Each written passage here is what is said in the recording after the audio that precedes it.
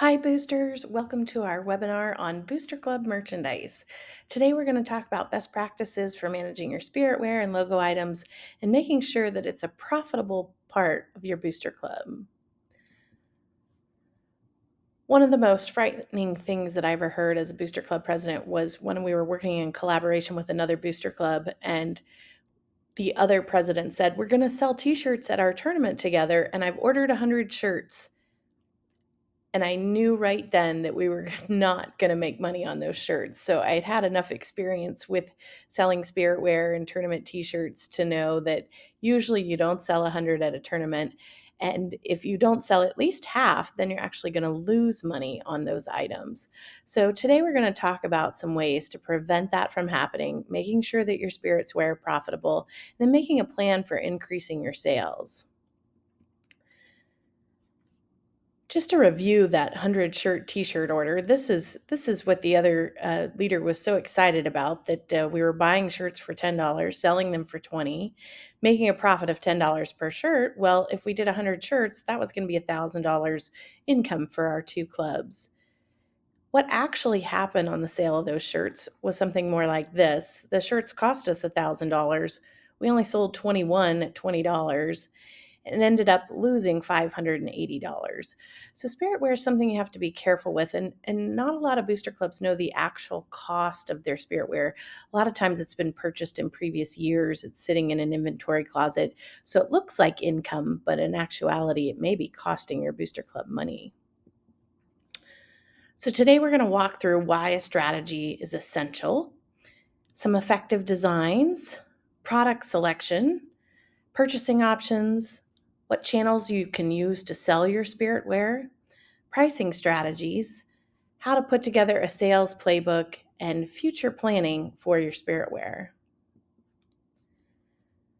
So let's talk about your merchandise strategy. So one of the things that you have a huge advantage with being a booster club is you already have an established niche. And that's the hardest thing about selling any type of apparel or logo items, is establishing the niche. And you've already got that. You've got fans who want your clothing, who want your logo items, who want your hats. And so you're in a great position to use this and leverage it to make money for the booster club.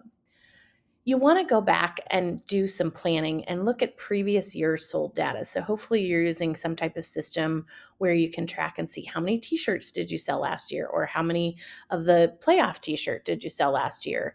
And then you get that information and use it to know how many you're going to order this year, and what type of purchasing you're going to do, and where you're going to price those items. Profitability should always be the goal. While it's great to get fans in logo wear and have your team logo or school logo out there, you want to make sure that this is income producer, revenue generator for your booster club, and not losing money.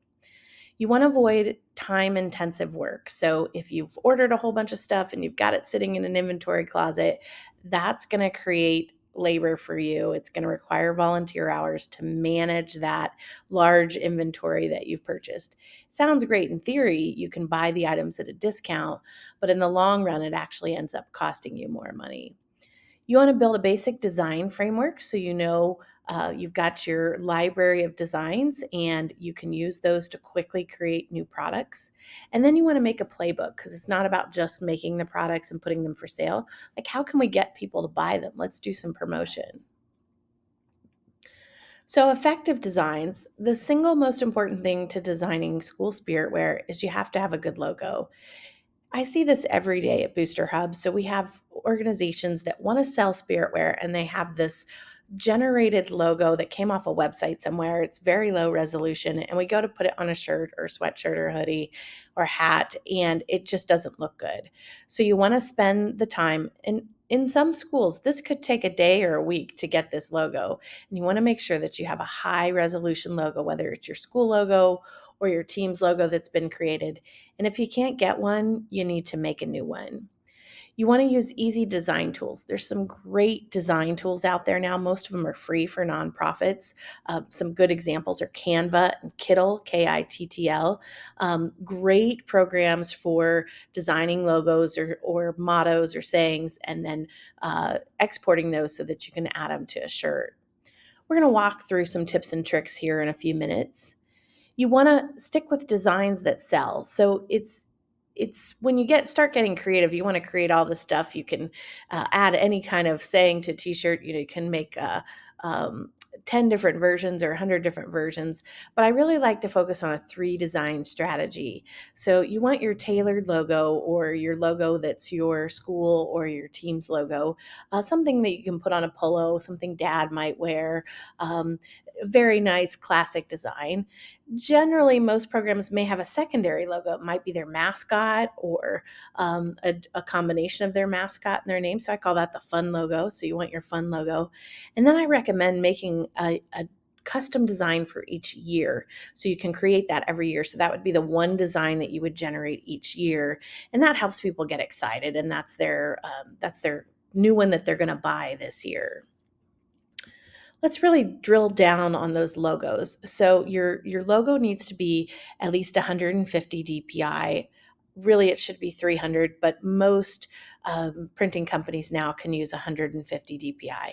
And it needs to be transparent. So if you set your logo on a colored box and there's a white background behind it, it's not transparent. So you're going to want to find a way to make that transparent. I'll show you how to do that in just a minute. You want to avoid really small text. So this logo is a pretty good design. It doesn't have any small text at the bottom. That becomes particularly important if you're doing embroidery. It's just really hard to get that detailed text into a design. Again, if you can't get a good logo, make one. You can either make it yourself in one of the design tools like Canva, or you can go on one of the services like Upwork or in Booster Hub. We have design services, and we can help you create a good logo. It'd be really close to your school logo, but one that you can use to put on shirts. And then I recommend doing one, like I said, with your school name, your team logo, and then a custom year design. So a transparent logo, Canva is really the best tool to do this. So you can upload your file, and then you add your design to the page, and you'll see this little box here that says BG Remover.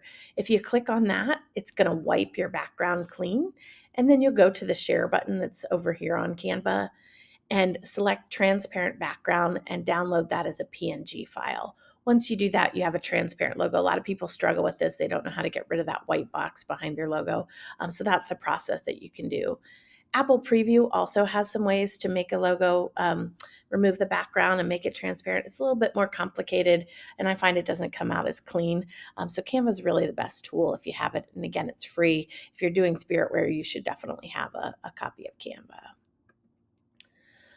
Let's talk about some tips or tricks. We've already talked about Canva. Kittl has some great pre-designed templates specifically for t-shirts and mugs and water bottles and things like that. So it's a good place to start. Etsy's a great source. So if you are a sports team or a band, you can go on Etsy and search for t-shirt designs for marching bands or t-shirt designs for football teams, and you'll get a download of vector files. And these do have a cost, but I think these are like $1. You'll want to make sure that it has a commercial license, that you're able to put it on merchandise. Some of the sellers don't allow you to do that. And then you can take these designs, which you'll download to your computer, and you can upload them to Canva or Kittl and add color. So if you want to change the color of the design or something, you can usually do those if they're vector designs. And you can customize them to school brands. So, you could take any of these designs and add your school logo, and then it's a customized design specifically for your program. These large, bulky texts, these are what really look best on any kind of spiritware. So you really want to stay away from the small text. And then there's a couple different types of design printing. You're usually going to use what's called DTF or DTG, or embroidery. And so if you're doing a really detailed design with a lot of fine lines, you're probably going to want to use DTF or DTG. Embroidery, you just can't get those really fine details. But embroidery is really nice for hats, or if you want to do a higher end polo item or a quarter zip or something like that. It just helps make a slightly nicer item that you might want to sell. So let's talk about the actual design itself. So I recommend that if you're doing print on demand, and we'll talk a little bit about the differences between print on demand and bulk ordering in just a few minutes. But if you're doing print on demand, add the year, because if you add the year, then next year they're going to have to buy a new one. If you're doing bulk orders where you're ordering 100 or 200 shirts, I recommend to not add the year, because you might keep those items and not sell them all this year, and then you'll want to sell them next year. So, kind of a difference there depending on which way you're printing. You'll definitely want to make a senior collection. You know, the parents of seniors always go a little crazy and want to buy all kinds of things for senior year. So it's a great way to boost your spirit wares, to make a senior collection and then potentially a graduation collection at the end of the year. One mistake I see a lot is clubs make one design and then they put it in 10 different colors or 20 different colors. This is especially difficult if you're doing bulk ordering, because then you've got not only the design, but the color and then the sizes. So you might end up with a whole bunch of extra small oranges that nobody wanted. So limit your choice of colors. Maybe do one or two colors, or perhaps even just do this design in green and this design in blue, and that way your items are unique, and the users can't the buyers can't just go ahead and buy them in a whole bunch of different colors. It just makes managing that inventory process a little more difficult.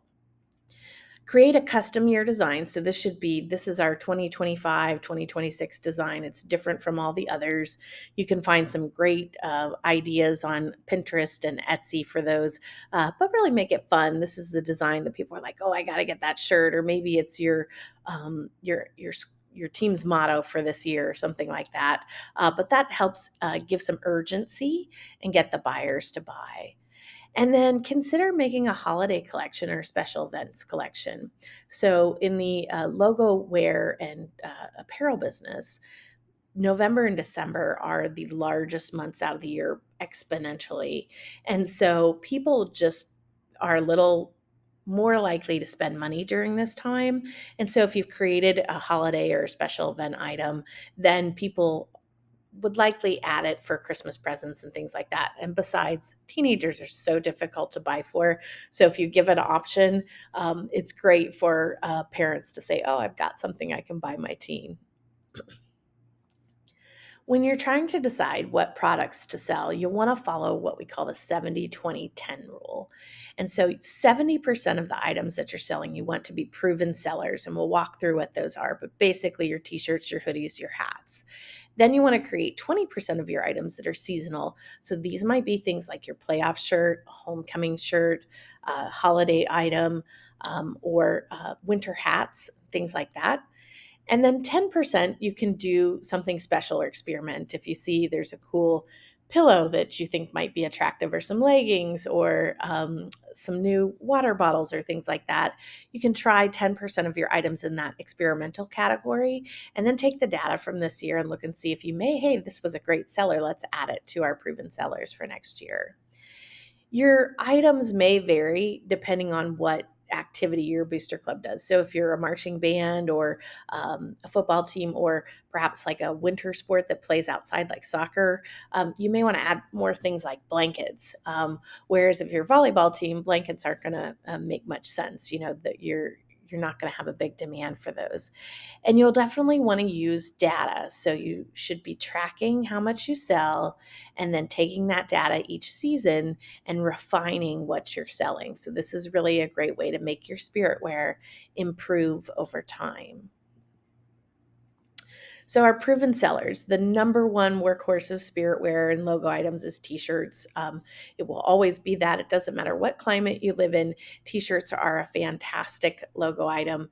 And, high schoolers are constantly growing. So it's a great way to get a parent to buy one every year. And it's a great item that can be used for all fans and attendees.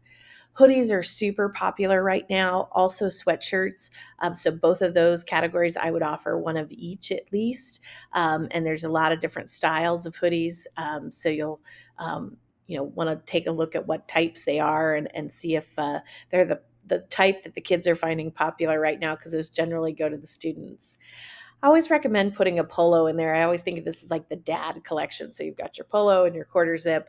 And the other thing about those items, you can really price those a little bit higher, especially if you make them embroidery, because it's something that, like, dad might even wear to work. So you can really put that item in a higher price point and potentially make more money on it. Hats, of course, are a great proven seller. I typically recommend offering 2 to 3 hats in your collection, a couple different designs. Some people like the trucker hats, some people like the baseball hats. So you generally just want to go with your audience and what they like. Car decals are, of course, a big seller in booster clubs. So definitely an item you want to put in there. Water bottles, blankets, stadium seats, and flags have been a big item too. So I would say this is a great framework to start your collection. And you don't want to offer too many items. So generally, somewhere between 8 and 12 is kind of a sweet spot, particularly if you're doing an online store. It's just all you can showcase. And then you can pop in some seasonal items from there, or special event items. If you start getting in close to 20 items, it's really distracting to the purchaser when they go on to buy those items. So the fundraising t-shirt, this I consider the staple or the workhorse of your spirit wear. So you want to go out and find pretty much the cheapest good quality t-shirt you can buy. I love the Gildan 5000. It's kind of a thick, bulky t-shirt, prints well, and you can buy them for a really good price, usually between $8 and $10. These t-shirts, outsell other items 3 to 1, and in some cases much more than that. And it's also an item that you can buy cheap, for $8 or $10, and you can sell it for 20 or 25. So people are willing to pay that for a good t-shirt. So, you're getting a 100% markup on this. It's a great item to sell. I recommend making it either your school logo or your custom year design, and you'll want to update that annually. But this is really what I think is the most important item in your spirit wear collection, is to make sure you have a good solid fundraising t-shirt. And you kind of want to think like everyone's buying a hoodie and a fundraising t-shirt. They're buying a hat and a fundraising t-shirt. So this is the item that's just the workhorse that everybody wants to buy. When we look at those seasonal items, some suggestions are a playoff t-shirt. That's something you'll want to have designed ahead of time and ready. You usually have a small window of a week or two when you go to the playoffs, and you've got a small window to sell those items. So you want to have those ready and standing by. We're starting to see more holiday wear, especially with print on demand. It's a great way to offer these unique items. You don't have to inventory them. They can deliver in 5 to 7 days, so they're great for the holiday seasons. The ugly Christmas sweater is a great one. Homecoming and graduation items. All again, senior parents are always looking for things to purchase for their seniors, so those graduation and senior items are great. You'll want to adjust for summer and winter items. So you've got your hats and your blankets and your jackets for your cooler months. And then I also recommend making a mom and dad collection. So you've got, cheer mom or volleyball mom or band mom, or I'm just here to see the band. Some great ideas. Those always are great to get those moms and dads buying. You need to be careful with that kind of stuff if you're ordering in bulk, because you just don't know how much demand you're going to have for it versus like the logo item that can go to everyone. But if you're using print on demand, then a mom and dad collection is a great, great idea. So I've been talking about bulk ordering, print on demand. What does all that mean? We're going to walk through that, and also what a hybrid strategy looks like, and then a third party limited sale, something that we used to see a lot. We don't see as much of it anymore. So bulk order is exactly what it sounds like. It's when you go in and you order 100 shirts and you get a cheap price, and then you take them all to school, and you have 20 smalls and 20 mediums, and 20 larges and 20 extra larges.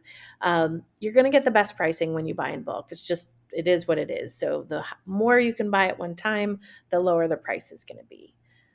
Bulk ordering is the most work. You've got to order it, you've got to receive it, you've got to inventory it, you've got to count it, and then you have to sell it all. And so from a time perspective, if you don't have a lot of time, it's not a great option. It's also the only way of purchasing spiritware that you have the potential to lose money. So again, if you buy those 500 shirts and you only sell 200, you actually didn't make any money at all. You cost yourself time and money. So you want to be really careful when ordering in bulk for your booster club. When you bulk order and then you're selling those items individually, either in a in-person store or an online store, you do likely need to collect sales tax on that, even if you're a nonprofit.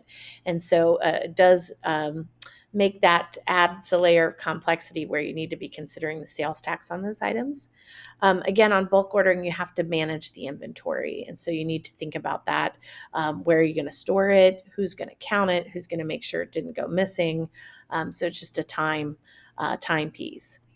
Bulk ordering is ideal if you can pre-order. So if you know you have something coming up, or it's your annual kickoff and you can get pre-orders for your spiritware t-shirts and you've got 100 orders and you can buy 100 shirts, that's a great way to do it. In my previous booster club, we did this with our Dig Pink t-shirts. And before, they had purchased 150 shirts in all different sizes. And in our closet, it's actually this closet here, we had, dozens and dozens of these Dig Pink shirts left over from previous years. You just can't use them because they've got the year on them. And it cost us money. We didn't end up making any money. We switched to pre-orders and everyone told me it's not going to work. No one's going to do it. Well, the first year we had pre-orders, and this was a shirt that our coach required all of our players to have, and we didn't have one player who didn't have a shirt, and we sold about 85 shirts and we made money on all of them.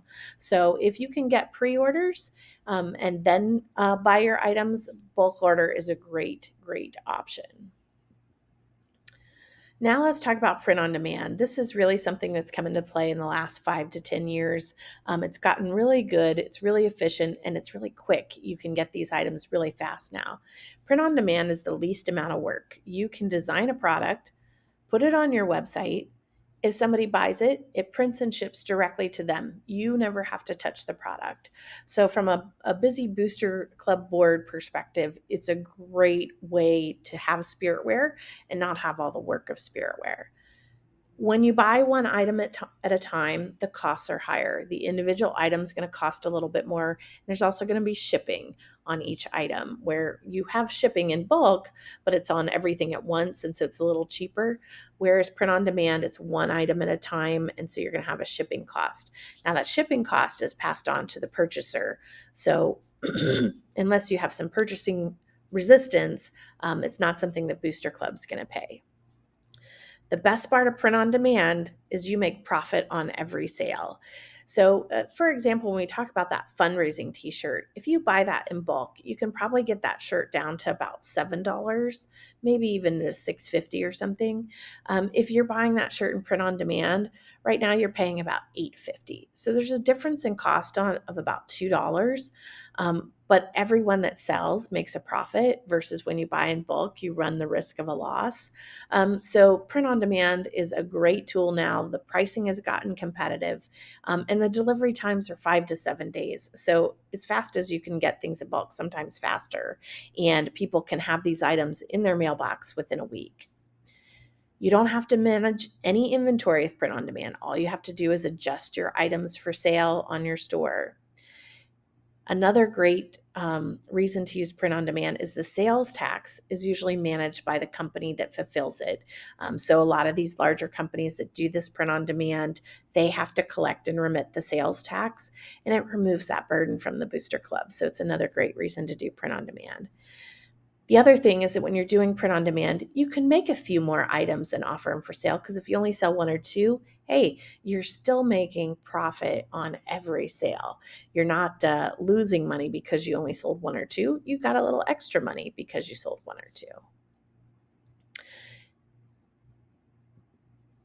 A third-party limited sale. You used to see this really often in sports teams and things like that. You'd get your order form and there was a window, a 1-month window or a 2-week window where you could buy these items.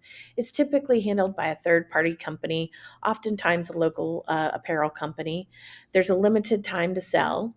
And the nice part about these third-party limited sales, they were kind of a hybrid between bulk ordering and print on demand, where you were kind of basically taking pre-orders, but then getting bulk order pricing. And so you were generally making a little bit more money than you might make in print on demand, but not quite as much money as you'd make if you bought it in bulk and sold everything. A lot of times these third-party limited sales fall under a sales tax holiday, they all deliver on the same day, and you get like a 1 day sales tax free in your booster club in a lot of states. So you didn't have to worry about sales tax. But these are really the least flexible. The company usually sets the designs. You have a limited period which you can sell the items, and inevitably the period closes, and 2 days later you have, mom call and wants to buy a couple things.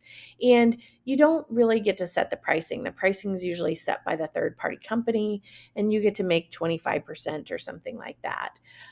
With the options that are available now in print on demand, I would almost recommend not doing these anymore and go with your own print on demand service.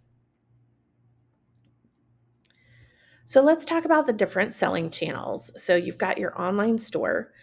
The great part about the online store is you can do digital promotion, whether it be emails or SMS links, things like that, or through your app.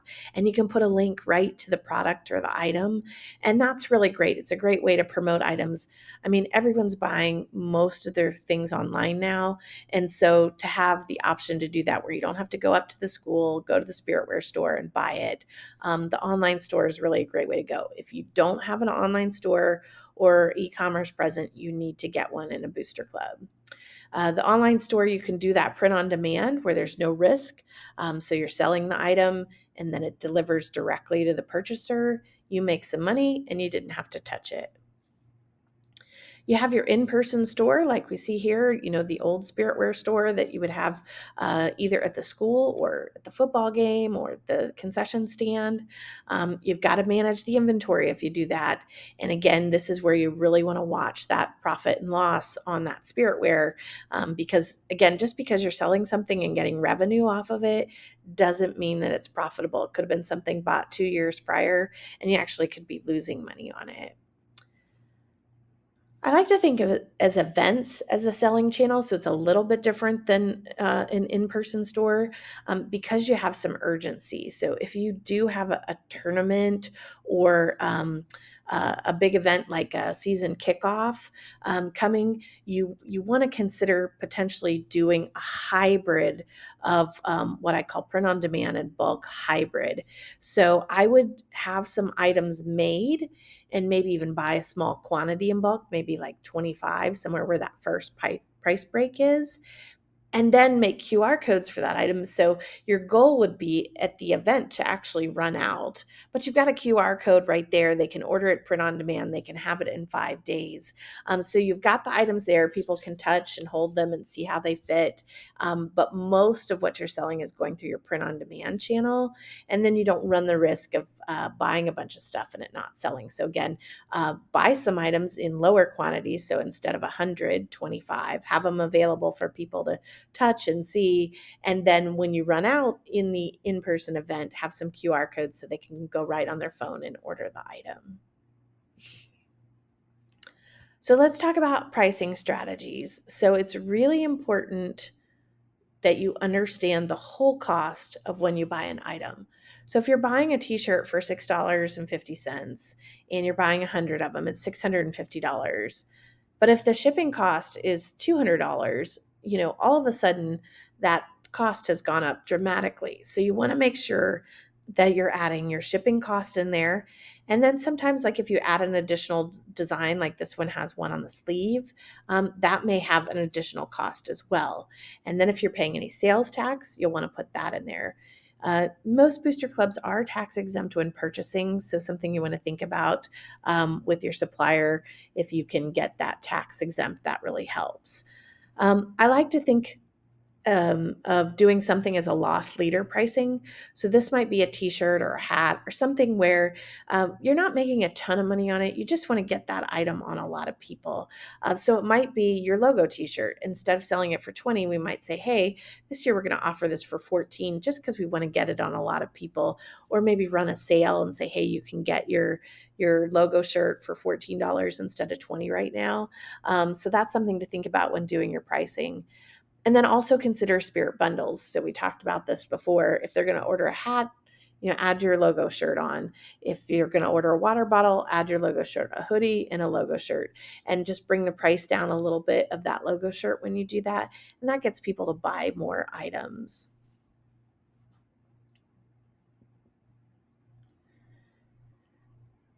So when you're laying out your spirit wear plan, you'll want to create an annual calendar, and you'll want to think about, okay, if our season starts in August, I really need to be working on spirit wear in June and July, getting those items designed and ready to sell. If we're going to do holiday sales in December, we need to be thinking about those in August or September. And that's a crazy busy time for boosters.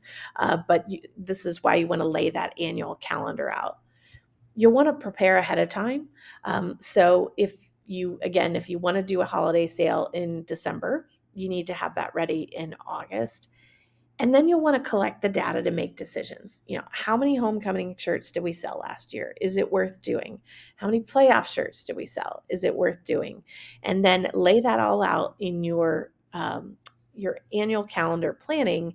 And then we're going to tie that into what I call your sales playbook. This is where you're going to bring all the pieces together. So this is where we're going to have the basically catalog of our designs and our products that we've selected. We're going to set the goal. How much money do we want our spirit wear to make this year?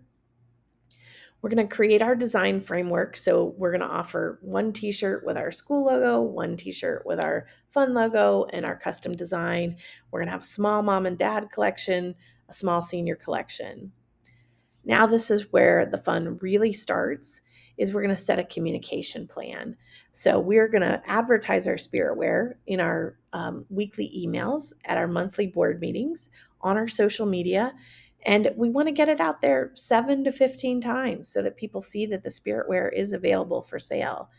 If you're going to do seasonal items, those need to have their own communication plan of 7 to 15 times.